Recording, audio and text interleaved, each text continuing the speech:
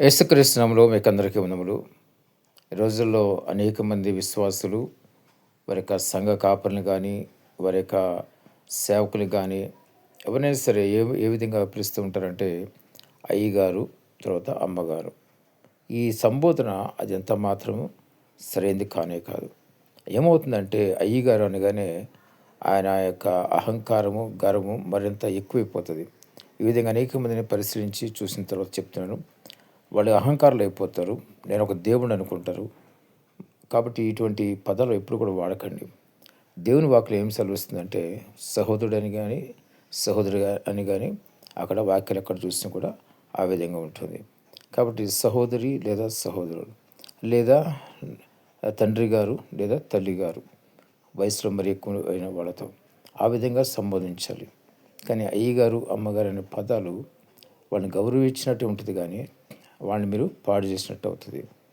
గమనించండి, దేవునికి మించి ఎవరు కూడా మరి అధికమైన రెస్పెక్ట్ అనేది ఎవరికి అక్కర్లేదు. రెస్పెక్ట్ వాడు ఏంటంటే సహోదరుడు లేదా సహోదరు అనేది మంచి రెస్పెక్ట్ వాడు. తండ్రి గారు, తల్లి గారు అనే మాట కూడా చాలా మంచి రెస్పెక్ట్ వాడు.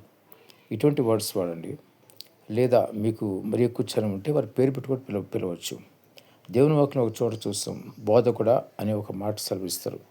పరస్పర గారిని బోధకుడా అని సంబోధిస్తూ ఉంటారు. కాబట్టి జ్ఞాపకం చేసుకోండి, ఆ విధంగా మీరు సంబోధించినప్పుడు వారు గర్విష్ఠులు కాకుండా, అహంకారులు కాకుండా, నేనే దేవుడు అనే స్వభావం వాళ్ళు రాకుండా ఉండాలంటే మీరు మంచి పదాలు చక్కటి మరి సహోదరి లేక సహోదరుడు, తండ్రి గారు లేదా తల్లి గారిని పిలవండి. ఇది చాలా చక్కటి మాటలు. ఆ విధంగా మీరు అటువంటి మాటలు వాడితే కనుక దేవునికి మహింకరంగా ఉంటుంది, మీకు కూడా చక్కగా ఉంటుంది. గమనించండి, జ్ఞాపకం చేసుకుని ఈ విధంగా చేయండి. దేవునికి ఎంతో మహిమ గంత కలుగుతుంది. లేని పక్షంలో మహిమ అంతా వెళ్ళిపోతుంది. దేవునికి మహిమ రానే రాదు. దేవుడి మాటలు దీవించి ఆశించిన గాక. ఆమేన్.